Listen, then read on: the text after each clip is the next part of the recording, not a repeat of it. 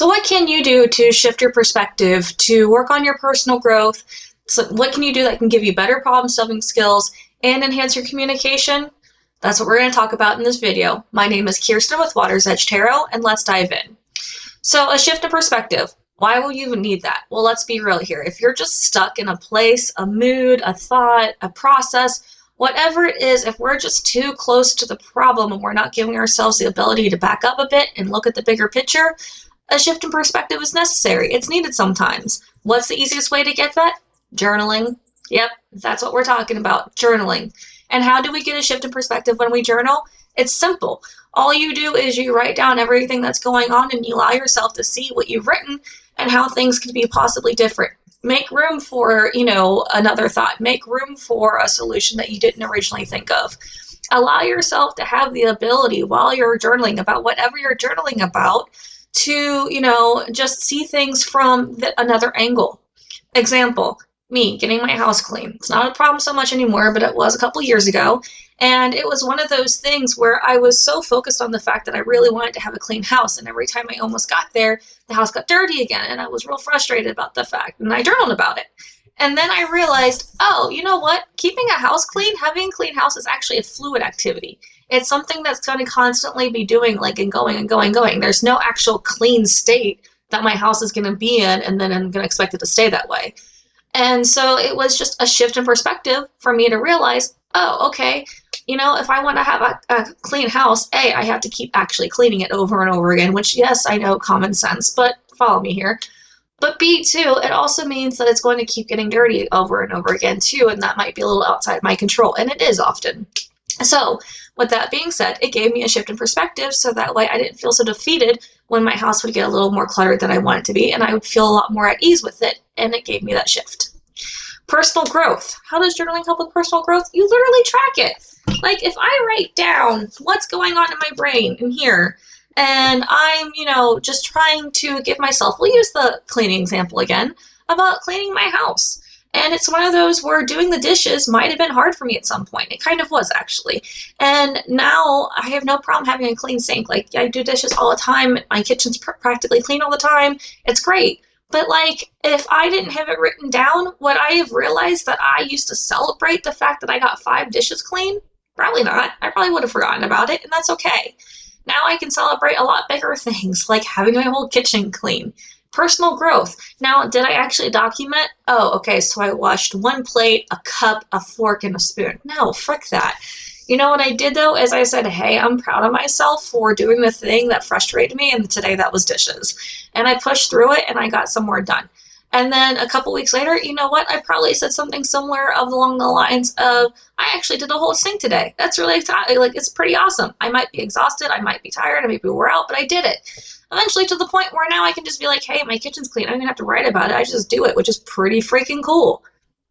Journaling allows you to monitor your personal growth. Again, you don't have to document everything you do, but if you're just journaling, you're free writing, you're talking about those experiences that are holding you back or pulling you down, and then you allow yourself to write them, and then, maybe weeks, months later, go back and realize, oh, wow, I've grown a lot since I've written that. That's pretty cool.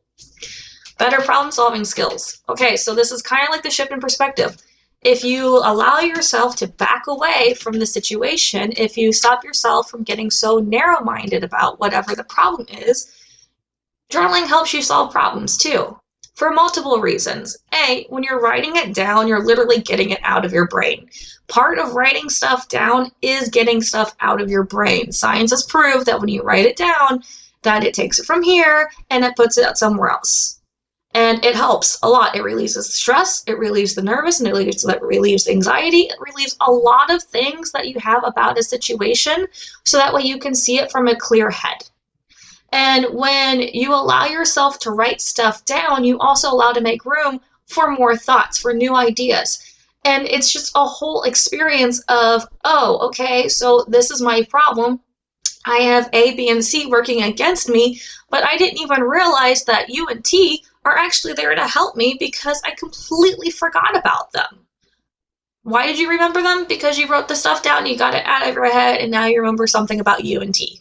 Why I picked those letters, I don't know, but we did. We're going to go with it here, okay?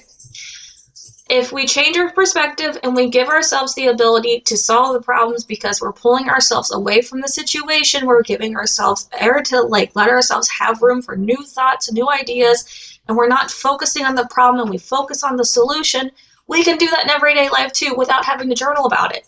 It literally becomes an activity that our brain starts doing. You literally just start focusing on the solution and stop focusing on the problem through the training of journaling.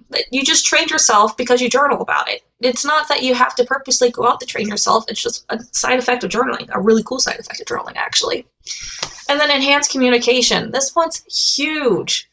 Why does journaling enhance your communication? Okay, well, because if you're in your emotions and you're feeling things and you don't know how to express them to other people, you can try by first expressing them to yourself. Yeah.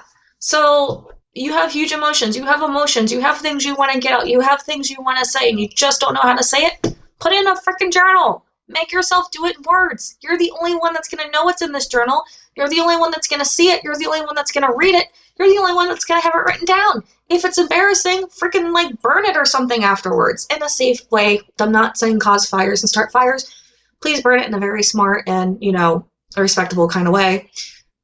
But with that being said, you're gonna learn how to communicate. You're gonna learn how to express what's going on inside of you, and you're gonna learn how to say it in a way that is beneficial to you and others. Because if you can't communicate, if you can't say what's going on here, other people can't understand it.